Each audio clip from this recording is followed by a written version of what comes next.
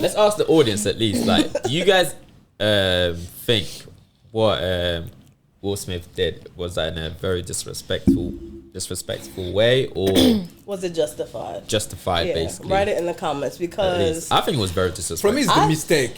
It's not a mistake. It wasn't a mistake. That was very intentional. It wasn't a mistake. He, in that moment, was showing a whole bunch of narcissistic tendencies, because how you go from laughing and then you see that your wife is upset about it, so then you're like, okay, my wife's upset, let me be her damsel in distress, let me go up on stage and do something to prove I'm this big macho man, and then you go and start crying after you win your Oscar. That's a true narcissist right there. Like, you go from trying to be this big bad boy to playing the victim. You can't do that, especially if you're a comedian who's been a comedian for many years.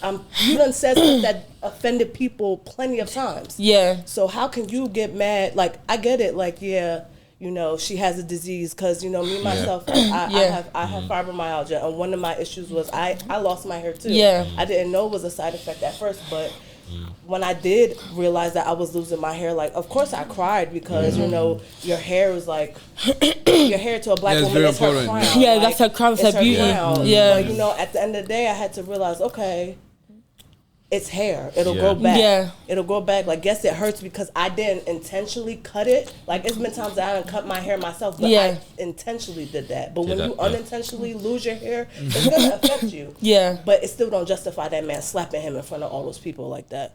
Like, he could have handled that behind closed doors. I feel you. Absolutely. Absolutely. But sometimes it's difficult to control the feelings. That's what I'm saying. You know what I'm saying? It's difficult. You know, it's like, okay, you saw your wife, like, and like, oh my God. Do you know what I mean? And he want to show the people, like, okay, I want to show something today. Yeah. Because maybe a lot of people talk about it, he didn't do nothing. Yeah. And now maybe it's the last one is like, oh, it's too much, it's over. But you choose to put yourself on Front Street and be criticized when you're a celebrity. And honestly, like, you know, yes, again, alopecia, any disease that you're dealing with, I don't know how you feel, because I'm not in your shoes, just like nobody knows how I feel dealing with fibromyalgia. You might see me and think that everything is okay, but with fibromyalgia, I'm in pain constantly. I can't sleep, always fatigued, you know, memory fog. It's a lot that comes with it. So I'm not going to say, like, you know, I don't sympathize with her, I don't empathize with her. But again, if you put out that you have alopecia, people are going to talk about it. Because she could have just cut her hair and just said she wanted to cut her hair and not have told anybody she had alopecia, and nobody would have made a joke about it. That's true. That is true. It is true. I kind of agree and also disagree. Because, like, I feel like, I mean, people are saying that Chrisrock should apologize to Jada, which I'm thinking, hold on, why? Why? What's your reason? Because clearly you understand that Chrisrock is quite famous for politician jokes. Sort of like getting onto people. That's his bread and butter thing. So now he's been asked to host this big, how do you call it? Show. Like that. So now, obviously, if I'm a comedian, I'm going to bring my own taste to things. I want, obviously, of course, I'm not entitled to disrespect other people's wife and say whatever I want, what I want to say. Yeah. Obviously, there's levels to things, and there's a line and boundaries to things. So I kind of think maybe he has gone a bit over the line.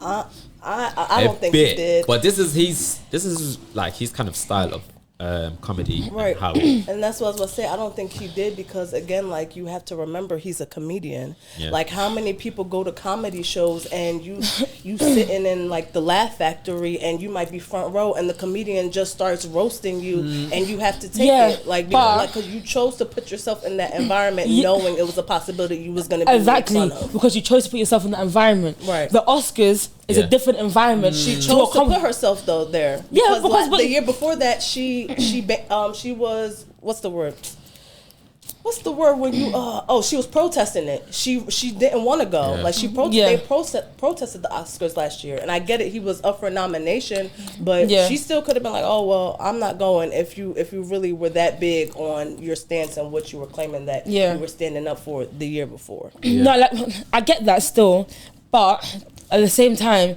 even though Chris Rock is known for his comedy and is known for, you know, his certain category of humor, I still feel like there is a time and place for certain jokes.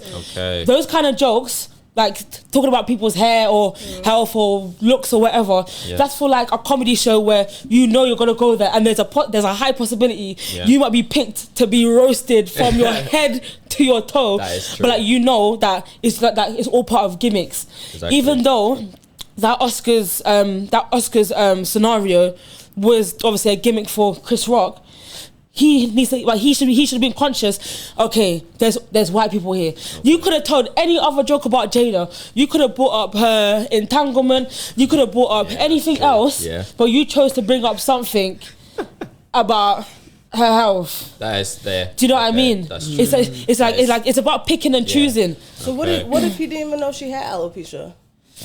I mean, she went public with it, right? She went public with it, but that doesn't mean everybody is up to date with everything that's going on. Yeah, but come on, man. It's Chris Rock. He's a celebrity. He's definitely gonna.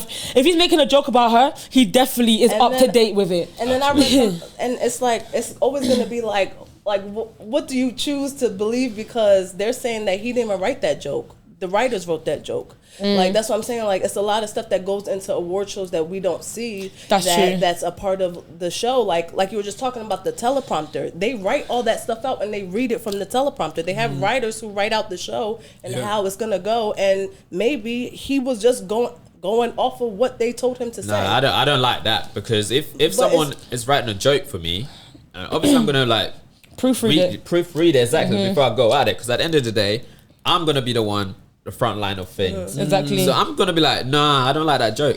Remove that, because I'm not gonna say something. I'm not gonna say that. That's gonna be very controversial to social media. People are gonna start attacking me. Who knows? Yeah. You've got people who use out there who's ready to probably, you know, hunt down Chris Rock. That's the business as well. Exactly. Yeah. Because that's the business. Yeah. Because that's the business of being when he talk about something bad, the people talk on the social media, Twitter, everything, and he get the date to work, to come here to work. Yeah. Exactly, you know? I saw Rick Rock. Chris Rock. Chris Rock. Yeah, Rick Ross. Yeah, Rick Ross.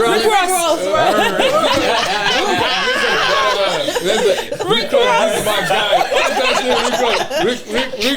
Rick Ross is like Ricky Rose. This is my guy. I like Rick Ross. This is my guy. So I love it, man. I love it. Now I love it. He have a date now for the show in London. That's true. It brought him more publicity. Easy promo, It brought him more publicity. Yeah. And honestly, I feel like that's all we are doing for them. We're giving them more money because we're still talking about it. Like, all it did was get Chris Rock sympathy, and now he's selling out shows. Like, he had a show before the Oscars, like, it was scheduled before the Oscars, but after the Oscars happened, they said that he sold out of his show. And that they have a video of him saying, he was like, I already had a script written out, so I'm not going to talk much about what happened. Like, this show was scheduled way before this happened, and I'm not going to go offline of what I'm doing. Yeah. And I feel like with comedy, like, honestly, it's all dark humor. Yeah. Like, you laugh at dark humor all the time. Like, so it's just like, you can't pick and choose what you want to feel is offensive and then what is not offensive. Okay. Because people make jokes about cancer patients, people make jokes about errors, people make jokes about black people, white people, so it's like, how we can't that don't make sense. Okay. Like it doesn't make sense for y'all to be mad about one joke but not be mad about all the other racist jokes that be out in the world that all these celebrities make all the time. Yeah.